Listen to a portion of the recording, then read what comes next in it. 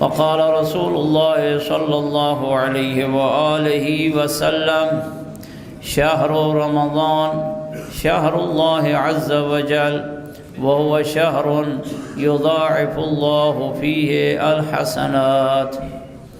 خالق کائنات نے ایک دفعہ پھر ہم سب کو موقع عطا فرمایا ہے کہ ہم اس ماہ مبارک ماہ رمضان المبارک میں اپنے گناہوں کی بخشش کروا سکیں۔ یہ اللہ رب العزت کی نعمت ہے ہم پر کہ اللہ نے ہمیں توبہ کرنے کا ایک دفعہ موقع عنایت فرمایا ہے۔ یہ مہینہ جس مہینے میں ہم یہاں جمع ہیں اور جمعۃ المبارک کے دن یہاں اکٹھے ہیں، اس مہینہ کے بارے میں حضرت محمد مصطفیٰ صلی اللہ علیہ وآلہ وسلم نے چند خصوصیات بیان فرمائی ہیں۔ پہلی خصوصیت آقا نے یہ بیان فرمائی ہے، فرماتے ہیں کہ یہ رمضان کا جو مہینہ ہے شہر اللہ عز وجل، یہ اللہ کا مہینہ ہے۔ سارے مہینے اللہ کے ہیں لیکن اس مہینے کو خاص نسبت دی ہے اللہ رب العزت نے اپنی ذات کی طرف۔ جیسے ساری زمینیں اللہ کی ہیں، وہی خالق ہے ان زمینوں کا، سارے ٹکڑے اللہ کے ہیں، لیکن بعض زمینوں کے ٹکڑوں کو اللہ نے اپنی طرف نسبت دے دی ہے۔ اور جس طرح خانہ کعبہ والی زمین کو کہا ہے کہ بیت اللہ، یہ اللہ کا گھر ہے، اللہ تعالیٰ مکان ہے، اس کو تو مکان کی ضرورت نہیں۔ اس مکان کی عظمت اور اہمیت اور اس کے احترام اور تقدیس کو مد نظر رکھتے ہوئے اللہ نے اسے اپنی طرف نسبت دی ہے۔ بعین ہی اسی طرح اس ماہ مبارک کو بھی اللہ نے اہمیت اور عظمت اور احترام کو مد نظر رکھتے ہوئے فرمایا ہے کہ یہ میں اللہ کا مہینہ ہے۔ اور رمضان در حقیقت یہ اللہ رب العزت کے ناموں میں سے ایک نام ہے۔ حضرت امام جعفر صادق علیہ السلام کی خدمت میں ایک شخص آیا اور آ کر کہنے لگا کہ ماہ رمضان آ گیا، رمضان آ گیا۔ تو آقا نے اسے جھڑک کر ارشاد فرمایا کہ یوں نہ کہا کرو جاء رمضان و ذهب رمضان، رمضان آ گیا اور رمضان چلا گیا، بل قولوا جاء شہر رمضان وذهب شہر رمضان، بلکہ یوں کہا کرو کہ ماہ رمضان آ گیا اور ماہ رمضان چلا گیا، ماہ اس کے ساتھ لگایا کرو۔ کیوں مولا؟ آقا نے فرمایا انہ اسم من اسماء اللہ، اس لیے کہ رمضان اللہ کے ناموں میں سے ایک نام ہے، اور اللہ رب العزت کی ذات آنے جانے سے منزہ اور مبرہ ہے۔ اللہ کی ذات نہیں اس کے بارے میں یہ روا کہا جائے کہ اللہ آیا اور اللہ گیا۔ تو بہرحال یہ رمضان، ماہ رمضان یہ مقدس مہینہ ہے جس کو پاک پیغمبر نے اپنی ذات کی طرف منسوب کیا ہے اور کہا ہے، پاک پیغمبر نے اللہ کے مہینہ شمار فرمایا، کہا ہے کہ انہ شہر اللہ۔ دوسری خصوصیت اس مہینے کی کیا ہے؟ فرمایا ہوا شہر یضاعف اللہ فیہ الحسنات، یہ ایسا مہینہ ہے جس مہینے میں اللہ نیکیوں کو دگنا کر دیتا ہے، مضاعف بڑھا دیتا ہے۔ اب ضروری نہیں ڈبل کر دے، ہو سکتا ہے کہ گنا اضافہ کر دے، مضاعف بڑھا دیتا ہے۔ آپ باقی مہینوں میں اگر 2 رکعت نماز پڑھیں گے تو شاید اس کا ثواب 2 رکعت ہی ملے، البتہ آپ مثلا کربلا معلیٰ میں پڑھیں یا مولا امام علی علیہ السلام کا روضہ اقدس میں پڑھیں تو پھر اس 2 رکعت کا ثواب بھی زیادہ ہوگا۔ لیکن عام مقامات میں اگر باقی مہینوں میں یہ 2 رکعت پڑھیں گے تو 2 رکعت کا ثواب 2 رکعت ہے۔ یہ ایسا مہینہ ہے رمضان المبارک، اس میں اللہ نیکیوں کو بڑھا دیتا ہے، مضاعف کر دیتا ہے، ڈبل ٹرپل، پتہ نہیں اللہ کی ذات اس کو اور زیادہ جو ہے وہ بڑھا دیتی۔ ایک تو یہ خصوصیت۔ تیسری خصوصیت کیا ہے؟ فرمایا وَيَمْحُو فِيهِ السَّيِّئَاتِ، یہ ایسا مہینہ ہے جس میں اللہ گناہوں کو ختم کر دیتا ہے، گناہوں کو مٹا دیتا ہے۔ اس کا مطلب یہ ہے کہ اس مہینے کی خصوصیت یہ ہے، اس مہینے کی کوالٹی یہ ہے کہ اگر کوئی بندہ اس مہینے سے فائدہ حاصل کرتے ہوئے ایسے اللہ کی بارگاہ میں آ جائے، گڑ گڑا کر دعا مانگنے لگ جائے، توبہ کرے، اللہ اس کے گناہوں کو یقیناً معاف کر دے گا اس مہینہ کے صدقہ میں۔ تیسری خصوصیت، چوتھی خصوصیت فرمایا وَهُوَ شَهْرُ الْبَرَكَةِ، یہ رمضان المبارک جو ہے وہ برکت والا مہینہ ہے، جس میں چیزوں میں برکت رہتی ہے، آپ کی صحت میں بھی برکت، آپ کی عمر میں بھی برکت، آپ کے مال میں بھی برکت، ہر چیز میں اس مہینے میں اللہ جو ہے وہ کیا ہے، برکت ڈال دیتا ہے، ثبات ڈال دیتا ہے، ثابت قدمی ڈال دیتا ہے۔ پانچویں خصوصیت فرمایا وَهُوَ شَهْرُ التَّوْبَةِ، یہ مہینہ توبہ والا مہینہ ہے، آپ کے لیے دروازہ توبت کھلے ہیں، اے مسلمانوں، اے مومنوں، آؤ توبہ کر لو۔ آخری خصوصیت فرمایا وَإِنَّهُ شَهْرُ الْمَغْفِرَةِ، یہ مغفرت اور بخشوانے والا مہینہ ہے، اپنے آپ کو بخشوا لیں، اپنے بزرگوں کو بخشوا لیں، اپنے مرحومین کو بخشوا لیں۔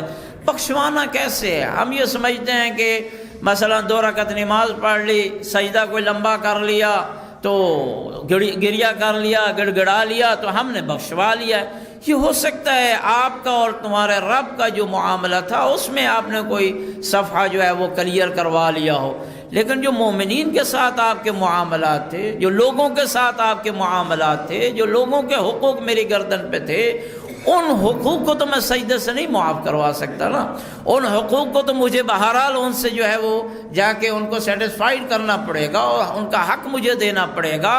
اللہ فرماتا ہے اس مہینہ میں بخشش کروا لو۔ کیسے؟ لوگوں کے دل نرم ہیں، مومنین کے دل نرم ہیں، وہ روزہ رکھنے والے مومنین ہیں، آپ چلے جائیے ان کے پاس، کہیے کہ میں نے آپ کے حق میں زیادتی کی تھی، مجھے معاف کر دیجئے۔ اس مہینہ کی برکت میں اللہ آپ کو مومن سے بخشش کروا دے گا۔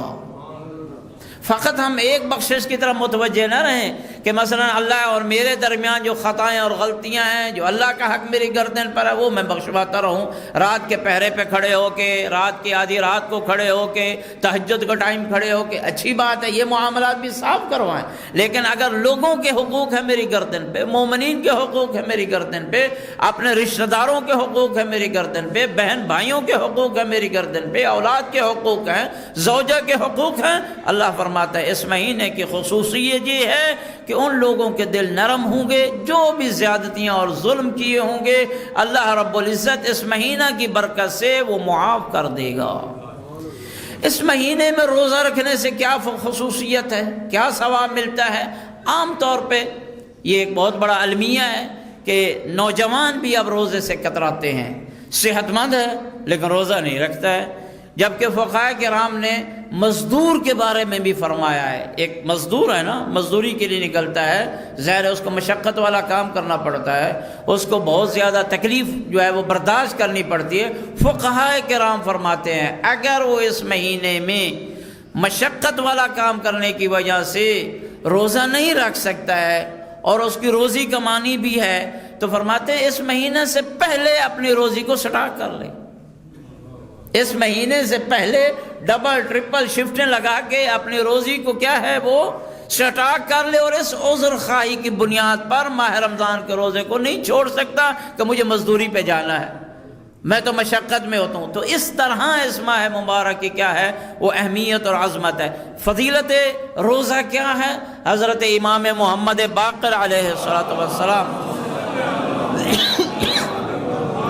5ویں تاجدار ولایت ارشاد فرماتے ہیں کہ جب جناب موسیٰ کے ساتھ اللہ ہم کلام ہوا، لما کلم اللہ موسیٰ ابن عمران، جب جناب موسیٰ سے اللہ ہم کلام ہوا اور کلیم اللہ کے منصب پر فائز ہوئے، قال موسیٰ، جناب موسیٰ نے عرض کی الہی فما جزاء من صام فی بیاض النہار، اے میرے اللہ اگر کوئی بندہ دن دہاڑے دن کی روشنی میں سفیدی میں روزہ رکھتا ہے تو اس کا کیا اجر اور کیا ثواب ہے؟ اس سے ایک نتیجہ یہ بھی نکلا جو آگے آئے گا کہ ثواب بیان ہوگا، ایک یہ نتیجہ بھی نکلا کہ اللہ رب العزت قرآن مجید میں ارشاد فرماتا ہے یا ایھا الذین آمنوا، اے صاحبان ایمان، کتب علیکم الصیام، آپ پر روزہ لکھ دیا گیا ہے، فرض کر دیا گیا ہے، کما کتب علی الذین من قبلکم، جیسے آپ سے پہلے والی امتوں پر روزہ فرض کیا گیا تھا۔ تو یہ جناب موسیٰ جو روزے کا ثواب پوچھ رہے ہیں، تو اس کا مطلب یہ کہ اس کے زمانے میں بھی، حضرت موسیٰ کے زمانے میں بھی روزہ تھا، تبھی آقا نے اللہ رب العزت سے پوچھا کہ میرے اللہ فما جزاء من صام فی بیاض النہار، جو بندہ دن دہاڑے روزہ رکھے، دن کی روشنی میں روزہ رکھے، کس نیت کے ساتھ؟ یلتمس بذالک رضاک، اور یہ روزہ اس نیت کے ساتھ ہو کہ تیری خوشنودی کی التماس کرتا ہو، تیری خوشنودی کے لیے وہ روزہ رکھ رہا ہو، ایسا نہیں ہے کہ ریاکاری کے لیے روزہ رکھے۔ اگر کوئی بندہ اس نیت کے ساتھ روزہ رکھتا ہے، اللہ کی رضا اور اللہ کی خوشنودی کے لیے روزہ رکھتا ہے، اس کا اجر کیا ہوگا؟ موسیٰ نے پوچھا، قال، آقا باری تعالیٰ نے ارشاد فرمایا، یا موسیٰ، اے موسیٰ، جو بندہ روزہ رکھتا ہے میں اللہ کی خوشنودی کے لیے، میری رضا کے لیے، سنیے اس کو 3 اجر ملیں گے۔ ایک روزہ کے کتنے اجر ملیں گے؟ 3 اجر ملیں گے۔ پہلا اجر ملے گا، یا موسیٰ لہو جنتی، اے موسیٰ روزہ رکھنے والے شخص کو میری جنت ملے گی۔ اب یہاں وقت نہیں ہے تفصیل کے ساتھ بیان کروں، جنت ہے ہی اللہ کی، تو یوں بھی تو فرما سکتا تھا کہ اے موسیٰ جو روزہ رکھے گا لہو الجنہ، اس کے لیے جنت ہے۔ فرمایا لہو جنتی، اسے میں اللہ کی جنت ملے گی۔ علماء کرام ان احادیث کی تفاسیر میں اور تشریح اور توضیح میں بیان فرماتا ہے جنت کے رتبے ہیں، اعلیٰ رتبہ جو جنت کا ہے اسے اللہ اپنی طرف نسبت دے کر کہہ رہا ہے کہ جو روزہ رکھے گا میں اللہ کی خوشنودی کے لیے، دکھاوے کے لیے نہیں، ریاکاری کے لیے نہیں، اس سے میں اپنی جنت کی اس اعلیٰ مقام پر فیض کروں گا جس میں انبیاء کرام ہوں گے، اولیاء کرام ہوں گے، اس کے لیے میری جنت ہوگی۔ دوسرا فائدہ، دوسرا اجر کیا ہوگا؟ فرمایا وَلَهُ الْأَمَانُ مِنْ كُلِّ هَوْلٍ يَوْمَ الْقِيَامَةِ، جو بندہ روزہ رکھے گا اللہ کی خوشنودی کے لیے، اس کو قیامت والے دن کی ہر ہولناکی اور خوفناک مناظر سے اللہ کی امان ملے گی۔ اور قیامت کی جو ہولناکی ہے یہ ایک الگ چیپٹر ہے، اس کا مطالعہ فرمائے، علماء سے پوچھیں، یہ اتنا سخت اور شدید دن ہوگا، خوفناک دن ہوگا۔ بعض روایات میں ملتا ہے حتیٰ کہ صالحین و اولیاء، بلکہ اس سے بھی آگے بعض روایات میں ملتا ہے انبیاء بھی وسیلہ تلاش کر رہے ہوں گے، اور محمد و آل محمد علیہ السلام سے بڑھ کر کوئی وسیلہ نہیں ہوگا۔ جو بندہ روزہ رکھے گا اس کو دوسرا اجر یہ ملتا ہے، آقا کے فرمان کی روشنی میں فرماتا ہے اللہ رب العزت، اے موسیٰ اسے قیامت کی ہولناکیوں سے میرا امان نامہ مل جائے گا۔ تیسرا فائدہ کیا ہے روزے کا؟ فرمایا والعتق من النار، اور جہنم کی آگ سے آزادی کا نامہ مل جائے گا، اسے جہنم کی آگ کچھ نہیں کہے گی۔ اس لیے کہا گیا ہے الصوم جنۃ من النار، یہ جو مجاہدین اور جو فوجی لوگ ہوتے ہیں وہ اپنے جسم پر ایک زرہ سا، ایک لباس سا پہنتے ہیں جو ہر قسم کے اسلحے سے جو ہے وہ محفوظ رکھنے کے لیے، تو یہ خول ہے روزہ۔ جب انسان روزہ رکھتا ہے گویا اس کے بدن پر ایک ایسا خول آ جاتا ہے کہ جو جہنم کی آگ سے اسے بچا دیتی ہے، ڈھال ہے، جہنم کی آگ اس کے جسم کو نہیں چھو سکتی ہے، یعنی وہ جہنم میں جائے گا ہی نہیں۔ اللہ رب العزت نے جو جہنم میں آگ جو ہے وہ وہاں تیار کر رکھی ہے، وہ روزہ دار انسان کے لیے اسے تکلیف نہیں پہنچائے گی۔ ایک اور حدیث میں حضرت پیغمبر اکرم محمد مصطفیٰ صلی اللہ علیہ وآلہ وسلم اپنے اس فرمان کے اس ماہ مبارک کو شہر المغفرہ کہا گیا ہے، اس کی تفسیر میں ارشاد فرماتے ہیں کہ شہر رمضان شہر فرض اللہ علیکم صیامہ، یہ وہ مہینہ ہے ماہ رمضان جس میں اللہ نے آپ پر روزے فرض کر دیے۔ یا رسول اللہ جو بندہ اس مہینے میں روزے رکھے گا کیا اس کو اجر ملے گا؟ بخشش ہوگی تو کیسے بخشش ہوگی؟ فرمایا فمن صامہ، جو بندہ اس مہینے میں روزے رکھتا ہے ایمان رکھتے ہوئے کہ روزہ اللہ نے مجھ پر فرض قرار دیا ہے، روزے کو چٹی سمجھ کے نہیں، روزے کو مصیبت سمجھ کے نہیں، ایمان اور یقین رکھتے ہوئے کہ یہ اللہ کی طرف سے مجھ پر کیا ہے؟ فرض ہے۔ واحتساباً، اور اس روزے کا اجر فقط اللہ سے لینے کی نیت سے روزہ رکھتا ہے، آقا ارشاد فرماتے ہیں خرج من ذنوبہ کیوم ولدتہ امہ، وہ اس روزے رکھنے کی وجہ سے اس طرح نکل جائے گا اپنے گناہوں سے، اس طرح وہ گناہوں اس کے گناہ دھل جائیں گے جیسے وہ ابھی اپنی ماں کے پیٹ سے باہر آیا ہے۔ خرج من ذنوبہ کیوم ولدتہ امہ، لیکن ان تمام خصوصیت کے ساتھ ایمان بھی رکھتا ہو، مصیبت نہ سمجھے روزے کو، یقین ہو کہ اللہ کی طرف سے یہ مجھ پر جو فرض قرار دیا گیا یقیناً اس میں مصلحت ہے، احتساباً، اور اللہ سے اس کا اجر طلب کرے۔ اب اس مہینے کو اللہ رب العزت سن رکھتے ہیں، اللہ نے اس مہینے میں کہا ہے کہ آپ میرے مہمان ہیں۔ پاک پیغمبر نے بھی خطبہ شعبانیہ میں بھی ارشاد فرمایا کہ یہ ایسا مہینہ ہے دعیتم فیہ الی ضیافت اللہ، آپ اس مہینے میں اللہ کی ضیافت کی طرف دعوت دی گئی ہے۔ ذرا اس کو ادراک تو کریں، ذرا ہم سوچیں تو صحیح، ہر دعوت جو ہے وہ بہرحال 2 سے 3 ارکان پر مشتمل ہے۔ ایک یہ ہے کہ دعوت دینے والا کون ہے، الداعی، دعوت دینے والا کون ہے۔ دوسرا جس کو دعوت دی جا رہی ہوتی ہے، مدعو، جس کو دعوت دی جا رہی ہوتی ہے۔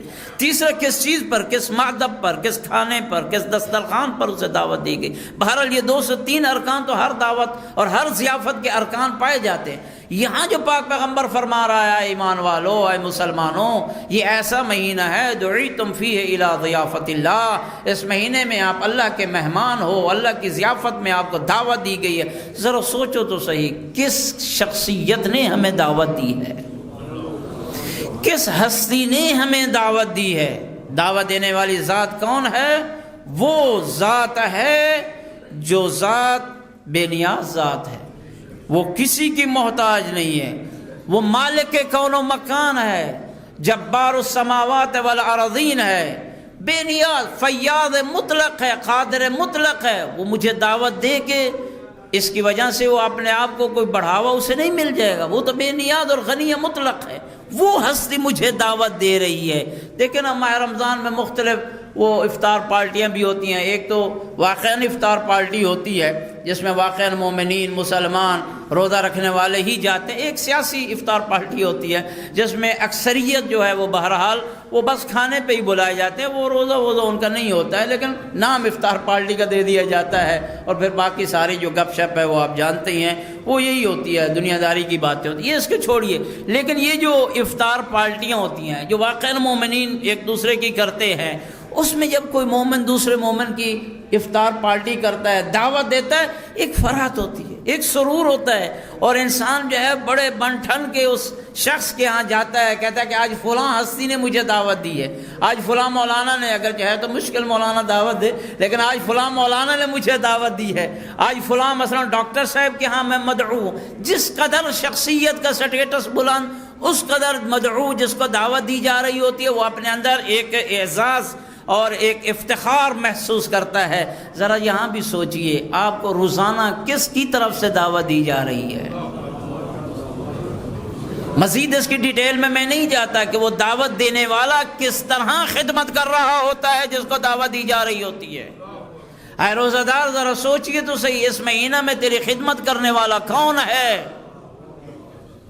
شہر دعیتم فیہ الی ضیافت اللہ، یہ ایسا مہینہ ہے جس مہینے میں آپ اللہ کی ضیافت، اللہ کی مہمان نوازی، اللہ کی دسترخوان پہ آپ کو بلایا گیا ہے۔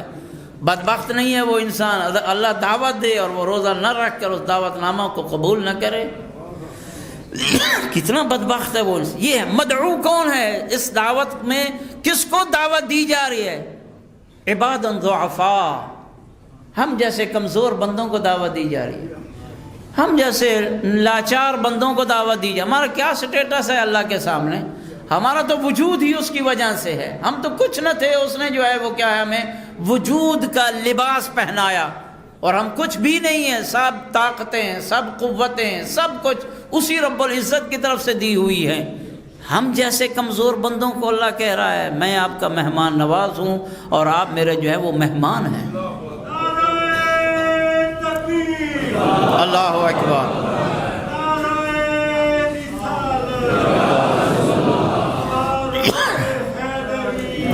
آئیے ذرا سوچتے ہیں روزے کے فوائد کیا ہیں۔ روزہ جو ہم رکھتے ہیں اس کے فوائد کیا ہیں؟ یقیناً آخرت میں تو اس کا فائدہ ہے ہی سے، ہر عمل صالح کا آخرت میں فائدہ ہے، ذرا دنیا میں بھی اس کو کوئی فائدہ ملے گا، کیونکہ ہم جو ہے وہ مزاجاً جلدی کسی چیز کا جو ہے وہ بینیفٹ لینے کے عادی ہیں، چاہے وہ نعوذ باللہ ربا اور سود خوری کی صورت میں ہی کیوں نہ، ہم کہتے ہیں جلدی پروفٹ آئے، چاہے جس طرح بھی آئے۔ اس دنیا میں بھی روزے کے فوائد ہیں، چند ایک فوائد آپ کی خدمت میں عرض کرتا ہوں۔ پہلا فائدہ فرماتے ہیں کہ اس ماہ مبارک کی وجہ سے، اس روزے کی وجہ سے اعمال کی قبولیت کی سند ملتی ہے۔ تو باقی دنوں میں اعمال قبول نہیں ہوتے، فرماتے ہیں باقی دنوں میں اعمال کی قبولیت میں امید بھی ہے، خوف بھی ہے۔ امید ہے قبول ہو جائے، خوف ہے کہ اللہ رب العزت ان اعمال کو کیا ہے ٹھکرا دے، رد کر دے۔ لیکن اس ماہ فضیلت، ماہ رمضان کی یہ خصوصیت ہے کہ اس مہینے میں اعمال صالحہ کی قبولیت کا پلڑا بھاری ہو جاتا ہے، یہاں تک کہ انسان کو یقین ہو جاتا ہے کہ میرے اعمال قبول ہو جائیں گے۔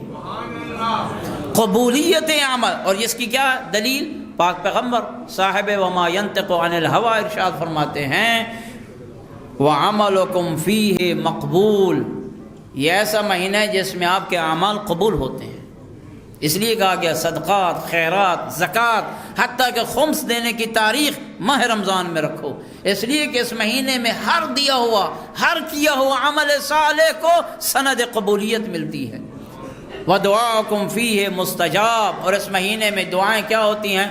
مستجاب۔ پہلا فائدہ۔ دوسرا فائدہ یہ ہے، جیسے ابھی بھی میں نے عرض کیا کہ اس مہینے میں گناہوں کی اللہ بخشش کر دیتا ہے، مغفرت گناہ ہوتی ہے، اور اس کے بارے میں حضرت امام جعفر صادق علیہ السلام ارشاد فرماتے ہیں من صام یوما فی الحر فاصابہ ظمأ، جو بندہ روزہ رکھتا ہے اور اسے شدت کی وجہ سے پیاس جو محسوس ہوتی ہے، وکل اللہ بہ الف ملک، اللہ اس پیاس کی وجہ سے 1000 فرشتوں کو مکلف کرتا ہے، موکل کرتا ہے، پابند کرتا ہے۔ وہ کیا کرتے ہیں 1000 فرشتے؟ یمسحون وجہہ، اس روزہ دار کے چہرے کو صاف کرتے رہتے ہیں، مسح کرتے رہتے ہیں۔ دوسرا وَيُبَشِّرُونَهُ حَتَّى إِذَا أَفْطَرَ، اور شام ہوتے تک، روزہ افطار کرتے تک اس کو یہی بشارت دیتے رہتے ہیں، بار بار اسے بشارت دیتے رہتے ہیں، بار بار، ایک دفعہ نہیں، بار بار یبشرون، کنٹینیو کا یہ صیغہ ہے، یبشرونہ حتی اذا افطر، یہاں تک کہ وہ روزہ افطار کرے اسے یہ بشارت دیتے رہتے ہیں۔ کیا بشارت دیتے رہتے ہیں؟ کہ اللہ رب العزت فرما رہا ہے یا ملائکتی اشہدوا انی قد غفرت لہ، اے میرے ملائکہ اسے بتا دو میں آپ کو گواہ بنا کر کہہ رہا ہوں میں نے اس روزہ دار کو معاف کر دیا ہے۔ دوسرا فائدہ اس دنیا میں ملا کہ مجھے سند مغفرت مل گئی۔ تیسرا فائدہ فرماتے ہیں اس مہینے میں انسان کے اعمال مضاعف ہو جاتے ہیں، دگنا ہو جاتے ہیں۔ مثال، اس کی ایک مثال پاک پیغمبر کے اس فرمان میں ہے، واقعہ ارشاد فرماتے ہیں من تلا فیہ آیۃ من القرآن، جو بندہ اس مہینے میں ایک آیہ قرآن کی تلاوت کرتا ہے، اس لیے کہ اس ماہ مبارک کو ربیع القرآن کہا گیا، ہر شے کی بہار ہے، درختوں کی بہار، انسان کی زندگی کی بہار، ہر چیز کی بہار، عقل کی بہار، صحت کی بہار، ہر چیز کی بہار ہے، لکل شیء ربیع، ہر شے کی بہار ہے۔ وربیع القرآن شہر رمضان، اور قرآن مجید کی بہار جو ہے وہ ماہ رمضان المبارک ہے۔ تو کیسی بہار ہے؟ فرمایا کہ من قرأ فی ھذا الشہر آیہ من القرآن، جو اس مہینے میں ایک قرآن مجید کی آیت کی تلاوت کرتا ہے، کان لہ اجر من ختم القرآن فی غیرہ من الشہور، باقی مہینوں میں ختم کیے ہوئے قرآن کا ثواب اس مہینے میں ایک آیت پڑھنے جتنا ثواب ملے گا۔ اس مہینے میں ایک آیت ہم پڑھیں، باقی مہینوں میں ختم قرآن کا ثواب ایک آیت کے بدلے میں ہمیں ملے گا۔ یہ اس دنیا میں ہمیں ثواب مل رہا ہے، اس کا اجر ہمیں مل رہا ہے۔ اب اس روزہ کا فلسفہ کیا ہے؟ ظاہر ہے کہ اللہ نے جو ہم پر واجبات فرض کیے ہیں، یقیناً ان کے پیچھے حکمتیں ہیں، ان کے پیچھے لاجک ہے، ایسا نہیں ہے۔ ہو سکتا ہے بعض حکمتوں کو ہم درک کر سکیں، بعض حکمتوں کو ہم درک نہ کر سکیں، بعض لاجک کو ائمہ نے بیان فرمایا ہے، بعض کو ہمیں بیان نہیں فرمایا ہے۔ تو اس کا یہ مطلب نہیں ہے کہ ان احکام کا کوئی فلسفہ نہیں ہے، اس لیے کہ ان احکام کو لاگو کرنے والی ذات جو ہے وہ حکیم ہے، حکیم مطلق، وہ حکیم ہے، اور حکیم کا کوئی فعل حکمت سے خالی نہیں ہوتا۔ یہ بھوک پیاس اللہ نے کیوں دیے ہمیں؟ یہ چند چیزوں سے ہمیں اللہ نے کیوں روک کے رکھا ہے؟ یہ کام آپ نے نہیں کرنے، کیوں؟ کیا وجہ ہے؟ اس کی لاجک، اس کا فلسفہ کیا ہے؟ چند ایک امور ہیں جو ائمہ ہدیٰ علیہ الصلوۃ والسلام سے بیان ہوئے۔ پہلا فلسفہ اس روزے کے کیا ہے؟ اللہ رب العزت کے ذریعے سے معصومین ہم تک یہ بیان فرماتے ہیں کہ اس روزہ کی وجہ سے آپ کو صبر پہ پریکٹس کروائی اللہ کی رحمت شامل حال نہیں ہوگی۔ وَمَن لَمْ يَطْعَمْهُ فَإِنَّهُ مِنِّي، اور جو اس کو نہیں پیے گا، ذائقہ اس کا نہیں چکھے گا تو وہ مجھ سے ہوگا۔ إِلَّا مَنْ اغْتَرَفَ غُرْفَةً بِيَدِهِ، ہاں اگر تھوڑا سا ایک چلو بھر پی لیتا ہے تو کوئی حرج نہیں ہے۔ تو نتیجہ یہی ہوا کہ اکثریت طالوت کے لشکریوں نے وہ پانی پی لیا، اور کم لوگوں نے 300 کچھ تعداد مفسرین لکھتے ان لوگوں نے یہ پانی نہ پیا۔ جب ان لوگوں نے پانی نہ پیا تو جب جنگ کا وقت آیا، جالوت کا مقابلہ کرنے کا وقت آیا، یہی لوگ جنہوں نے پانی نہیں پیا تھا، صبر کیا تھا، نفس پہ کنٹرول کیا تھا، یہی لوگ ثابت قدم رہ کر لڑنے میں کامیاب ہو گئے، اور باقی لوگ جو ہے وہ نہ لڑ سکے۔ تو بس اوقات صبر اور استقامت انسان کو زندگی کے بہت سارے مارکوں میں کامیابی عطا کرتا ہے۔ پہلا اس کا فلسفہ یہی ہے کہ انسان کی صبر کی پریکٹس ہوتی ہے اس ماہ مبارک میں۔ دوسرا کیا ہے؟ اس روزہ کی وجہ سے انسان میں اخلاص پختہ ہو جاتا ہے، اور یہی وجہ ہے حضرت سیدہ زہرا سلام اللہ علیہا نے جہاں باقی احکام کا فلسفہ آپ نے خطبہ میں بیان فرمایا، روزہ کے بارے میں فرمایا ان اللہ جعل الصوم تثبیتا للاخلاص، اللہ رب العزت نے روزہ کو فرض قرار دیا ہے تاکہ آپ کے اخلاص کو پختہ کرے، چونکہ روزہ انسان کی اور اس کے رب کے مابین ہوتا ہے۔ مزید روزہ رکھنے سے انسان کے اخلاص کو پختگی پیدا ہو جاتی ہے۔ چوتھا فائدہ، تیسرا فائدہ کیا ہے؟ فرمایا اس روزہ کی وجہ سے یہ مواسات اور ہمدردی کا جذبہ اجاگر ہوتا ہے۔ ظاہر ہے کہ اگر ایک عام انسان کو کہا جائے کہ بھوکے لوگوں کا خیال کرو، پیاسے لوگوں کا خیال کرو، تو وہ شاید اتنا اس کو احساس نہ ہو۔ یا مثلا کسی انسان کو کہا جائے کہ جنگ میں مجاہدین کو یہ تکالیف ہوتی ہیں، یہ ان کو زخم آتے ہیں، بڑی مشکلات ہوتی ہیں، قصے کہانی سنا دیے جائیں تو اس کو ان دردوں کا، ان تکالیف کا، ان رنج کا کوئی احساس نہ ہو جب تک اس مارکے میں اس کو ڈالا نہ جائے گا۔ جب وہ مارکہ میں آئے گا پھر اسے احساس ہوگا۔ اسی طرح کہ اسے کہا جائے بھوکے لوگ ہیں آپ کے معاشرے میں، پیاسے لوگ ہیں آپ کے معاشرے میں، ان کا خیال کیا کرو، اسے بھوکوں کی بھوک کے احساس نہیں ہوگا جب تک اس علم کو، اس درد کو خود سے وہ کیا ہے وہ اس علم سے نہیں گزرے گا، اس درد سے نہیں گزرے گا، تب اسے جا کر احساس ہوگا۔ تو اللہ نے مواسات کا جذبہ پیدا کرنے کے لیے، ہمدردی کا جذبہ پیدا کرنے کے لیے فقراء کے ساتھ، غرباء کے ساتھ، بھوکے لوگوں کے ساتھ، پیاسوں کے ساتھ اس ماہ مبارک کا اہتمام کیا ہے۔ جب خود ان 14-15 گھنٹوں میں بھوک اور پیاس سے گزرے گا اسے پتہ ہوگا یہ 14 گھنٹوں کی پیاس میں برداشت نہیں کر سکتا، 15 گھنٹوں کی میں بھوک پر یہ بھوک جو ہے وہ برداشت نہیں کر سکتا۔ جن لوگوں کے کئی دن فاقوں میں گزر جاتے ہیں تو اسے احساس ہوگا۔ بسم اللہ الرحمن الرحیم والعصر ان الانسان لفی خسر الا الذین آمنوا وعملوا الصالحات وتواصوا بالحق وتواصوا بالصبر۔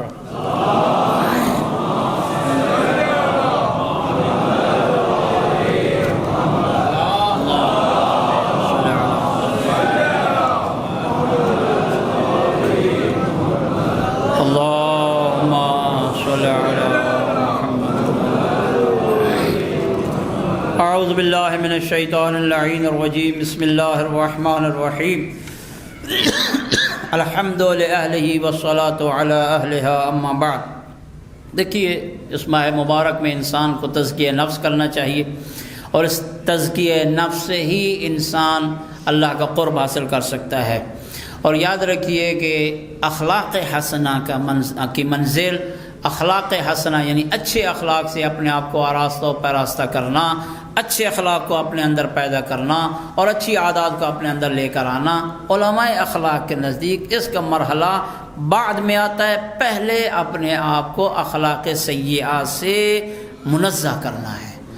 اس کو علماء اخلاق کہتے ہیں پہلے منزل تخلیہ کی ہے، پھر منزل جو ہے یعنی اپنے آپ کو خالی کرنا ہر قسم کی قباحتوں سے، ہر قسم کی غلط چیزوں سے اپنے آپ کو پاک کرنا، پھر منزل آتی ہے، پھر اپنے آپ کو مزین کرنا، مرصع کرنا، لیس کرنا اچھے اخلاق سے۔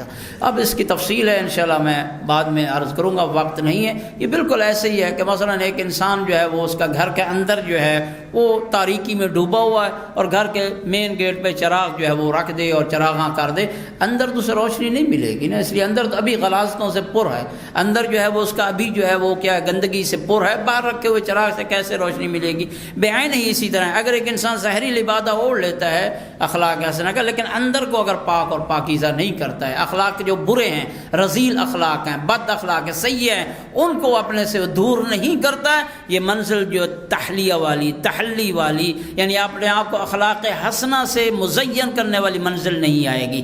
لہذا پہلے اپنے آپ کو، یہ بالکل ایسے جیسے ایک برتن پر ہے کسی پانی یا دودھ کے ساتھ، آپ اس کے اوپر کوئی چیز ڈالنا چاہیں وہ نہیں ڈلے گی، ہوا بھی نہیں گزرے گی اس میں سے، جب تک اس میں سے کوئی جگہ فراغ خالی جگہ نہیں چھوڑیں گے۔ بعین اسی طرح اگر ایک انسان کا نفس جو ہے وہ بھرا ہوا ہے جھوٹ سے، غیبت سے، کینہ سے، حسد سے، غرور سے، تکبر سے، ان چیز بیماریوں سے بھرا ہوا ہے، کبھی بھی وہ اپنے آپ کو ان اخلاق کے ساتھ مزین نہیں کر سکتے۔ اب ان برائیوں میں سے جو اس وقت میں بیان کرنا چاہتا تھا لیکن وقت نہیں ہے، اہم برائی اور اول برائی، اور وہ برائی جو سب سے پہلے ایک مجرم نے اس کا ارتکاب کیا تھا، وہ ہے انا کی برائی۔ سب سے پہلا گناہ جو اس روئے زمین پر ہوا، یہ اس کائنات میں ہوا، یوں کہہ لیجئے وہ انا والا گناہ ہے، تکبر والا گناہ ہے، اور وہ کرنے والا حضرت ابلیس ہے۔ اور آج انا ہم ہر ایک جو ہے اس کے بہرحال اسیر بن چکے ہیں، ہم اس کے قیدی ہیں۔